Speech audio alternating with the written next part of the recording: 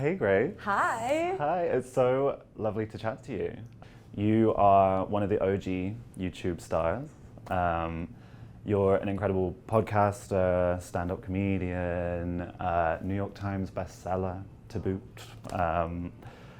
So I'm just really interested in hearing the early days, kind of how it all started. So what was do you remember the first day you kind of picked up a camera and said, let's go? Yeah, I was in college, or uni, I guess, if we're speaking appropriately.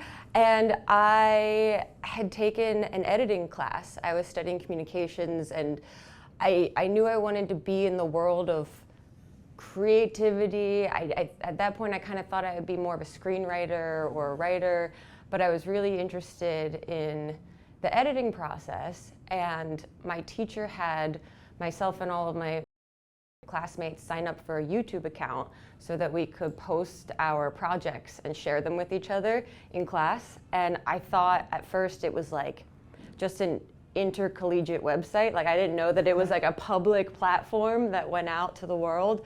And so started posting my projects on there, and my roommate and best friend at the time, she was really trying to become an editor, and so we both wanted to move to New York after we graduated college.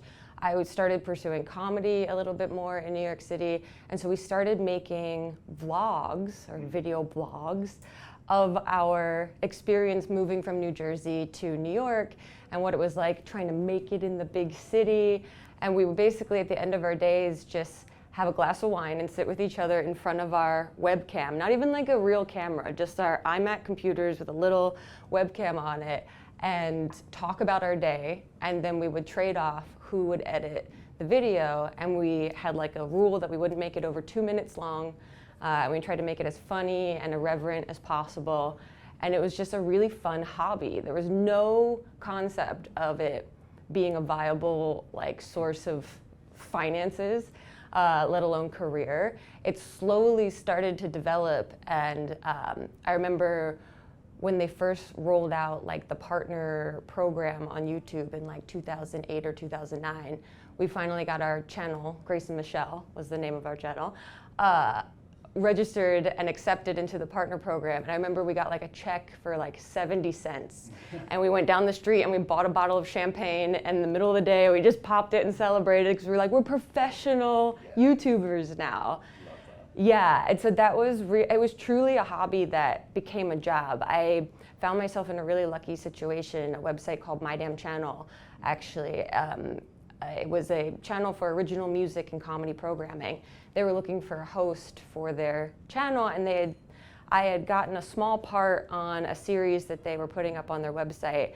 And through that, the CEO saw the Grace and Michelle YouTube channel that I had been working on and brought me into his office and was like, hey, we're looking for a host of our website, the way that we're seeing people start to do it on YouTube, the way that we're seeing this single person, single camera kind of content creation. Would you be interested in experimenting with something for us? And I was blown away. I had no idea that I could get paid to do what I love doing, which is sit at home in the privacy of my own apartment and make dumb videos.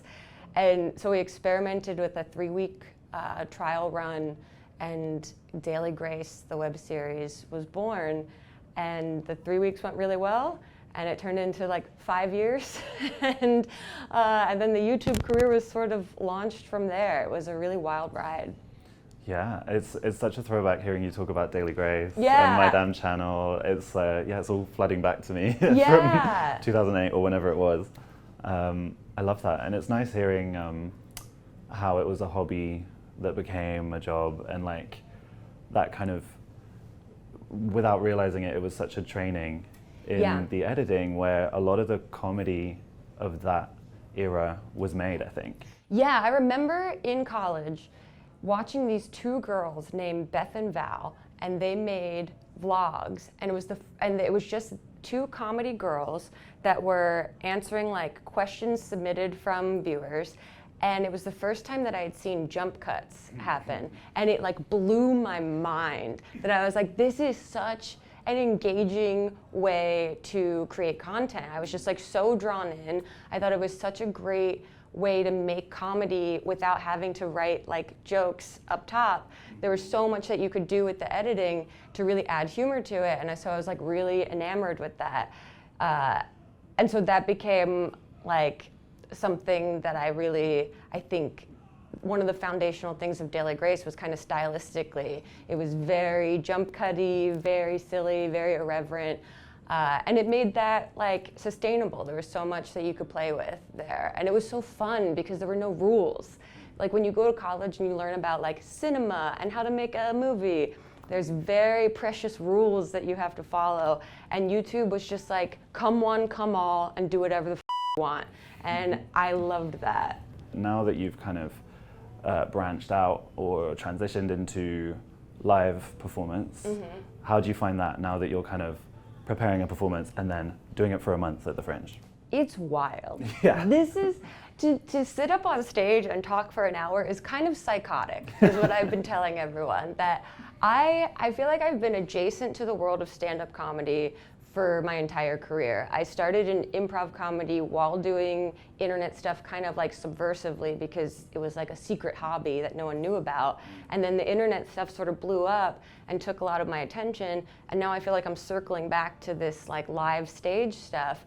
But I've always been intimidated by, again, the sort of precious rules of stand-up comedy, and I've never really considered myself in that world. However, it's always been a bucket list thing for me to create a one-woman show of some kind. I just never had an idea or a concept that I felt really excited by. And then the magic of a breast cancer diagnosis really gave me something to talk about. Sure. And so it really sort of landed in my lap or my tit, I guess, and gave me a real opportunity to tell a story and to talk about my experience in a way that I hadn't been able to online up until now. And the cool thing about the show that I've brought to the Fringe is that on its face, it's about my experience with the breast cancer diagnosis in 2023, but it really goes into my experience and my history of being a content creator for like 17 years and dealing with the kind of psychological repercussions that happen from building a personal brand and putting yourself out there and just like seeing how that goes, which is really tricky for a lot of people because the beauty of YouTube is that it made creators really accessible in a way that traditional media had not done before. And so audiences feel these parasocial relationships to you as a person. Yep, I was there for that. Yeah, and it's beautiful because it works two ways because I grew up as a very lonely kid, and so I desperately wanted someone that I could look up to and feel like they were my close friend or they were giving me advice or they were just like entertaining in some way. So it's amazing to be able to be that for people now, but at the same time, it takes a toll on you in your own kind of understanding of yourself and your own sort of identity. When you build a personal brand, you know, you preach that it's based on authenticity and it's based on consistency, but then what happens when you burn out, which happens to, I think, almost every creator at some point to some degree. And so I went through a big period of burnout and not really understanding who I was outside of the brand I had created for the internet, outside of just the front-facing persona that I had created. And I also didn't want to bother people with my own issues around it. So it was kind of a very private suffering in a way. And also just very silly because it's the internet at the end of the day. So it is very silly too. So the show is kind of this love letter to those early years of content creation and how that helped me find myself, then lose myself, and how breast cancer sort of brought me back into myself in a way that I don't know I would have been able to find otherwise. So it's been very rewarding to do and very like cathartic. It helps me kind of process the whole very surreal experience for the last 17 years. Wow. Yeah. Yeah, wow. Just to put it lightly. Yeah, in a word. No, that's, anyway, yeah. and it's funny. It's funny. Did I mention that it's supposed to There's be also funny? jokes throughout. There are balls, supposedly. No, that's fascinating hearing about kind of like that experience that Yeah. went along with these creators that we were watching, that I was watching, and you know, like it felt like I had already hung out with you and your friends, Yeah. and like you and your brother and your mom, you know, Yeah. but like that in a way is a one-sided, like this parasocial phenomenon. Yeah, and it's a slippery slope, I think, for creators too. I've always been fascinated by the psychology of all of it. In 2020, at kind of the peak of my burnout, pivoted and went back to graduate school and studied depth psychology and creativity to sort of get some distance from the world of content creation, which I found myself like totally overly dependent on. And it does a number on you because you're sort of rewarded in a way for revealing so much of yourself online. And we see it with like daily vloggers, we see it with family vloggers, we see it with, you know, you see it on TikTok like crazy now. People put their whole business out there, and I'm sitting there watching all of it. I don't know these people, but I know everything about them. But there's part of me that goes, this can't be good in the long run. And so you do have to develop boundaries for yourself. And there's no real like guidebook for creators because every creator's situation is very unique in the way that they kind of build their business and structure their brand. And so I think a lot of us learned the hard way in those early years because we were all just like, this is so fun. I can't believe we get to do this. Yeah. We're going to do this until someone tells us we can't. And more was more kind of thing. Yeah. And the more you put out there, the more you like get feedback from people, and it can be very intoxicating in a lot of ways, and then also rewarding in a sense that your numbers go up and you could make more money that way. So financially it can be very advantageous, but it's a slippery slope, and the adage is true that like the internet's forever and anything you put out there will be out there forever. So you have to wield it like an actual tool with responsibility. And I think a lot of us learned the hard way at first. And some of us learned better than others. And I think we're continuing to learn as it continues to expand because it doesn't show any signs of stopping. I don't think so, no. Yeah. And then I guess sort of taking that very personal content and which you had been doing online for so long, what do you feel in like your body or like as you're performing, do you feel it's different doing that to a live audience when the audience is in the room with you?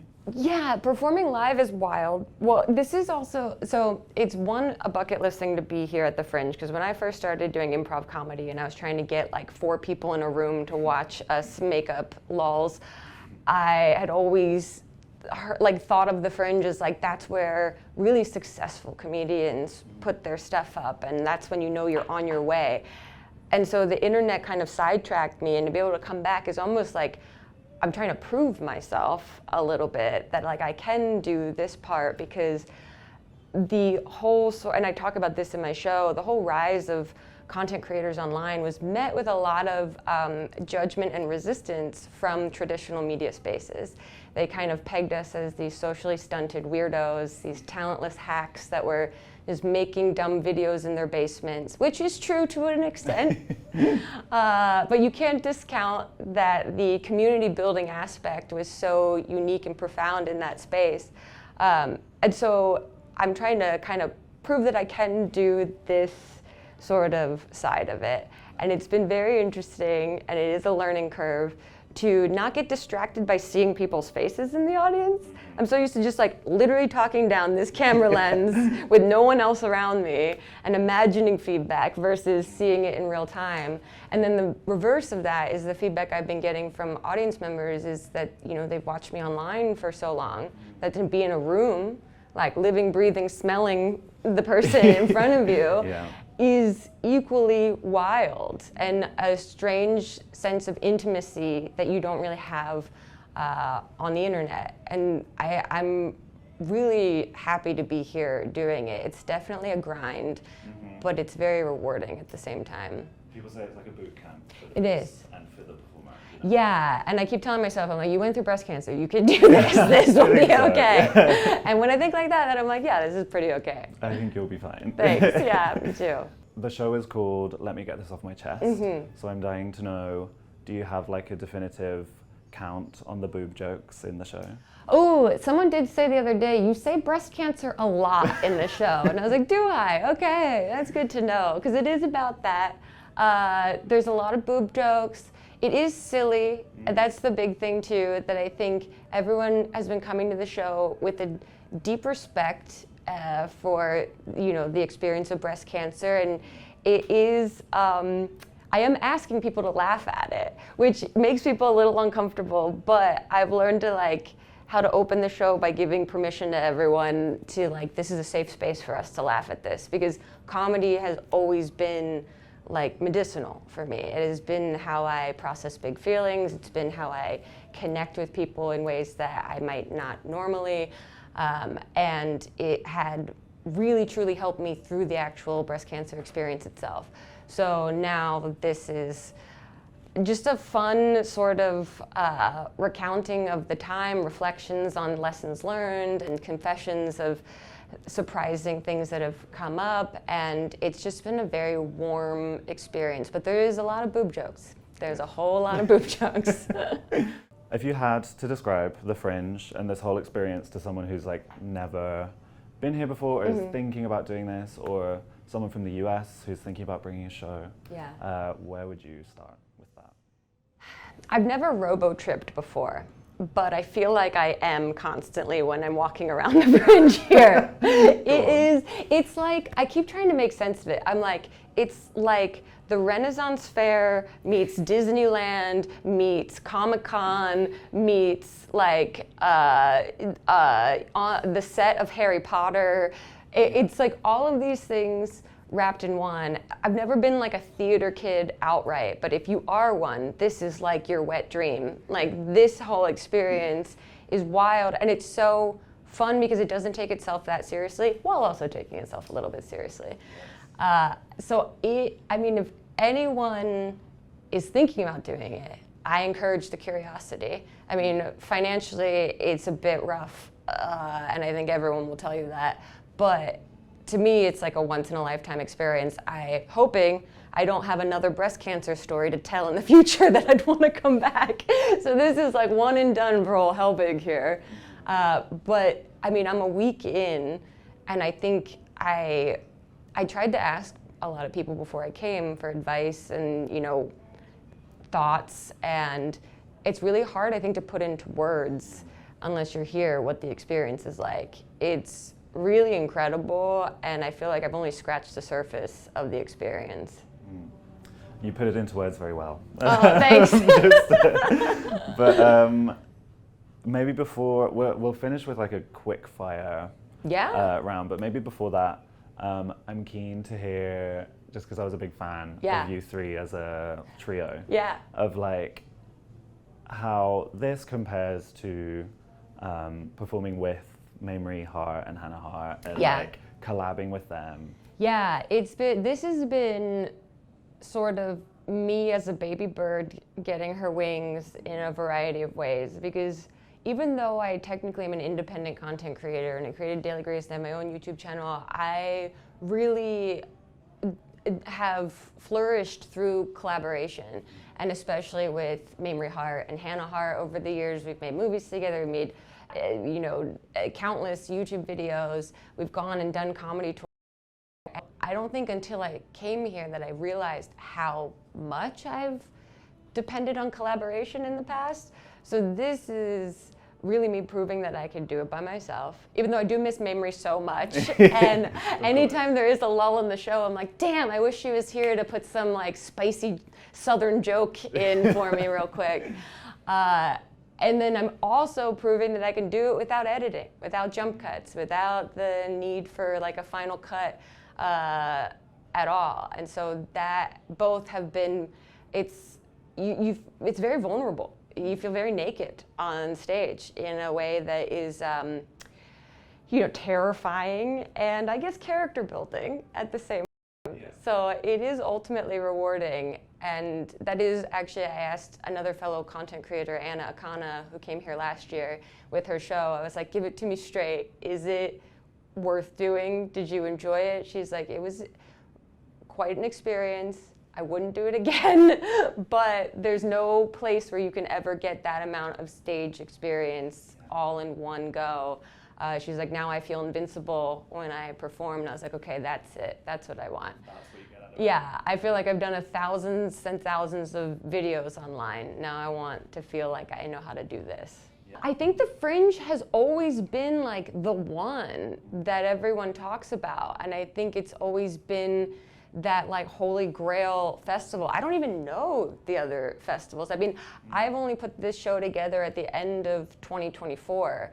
And so it's still relatively new for me. I've started taking it around the States, but like my family hasn't even seen the show. And I talk about them quite a bit in the show.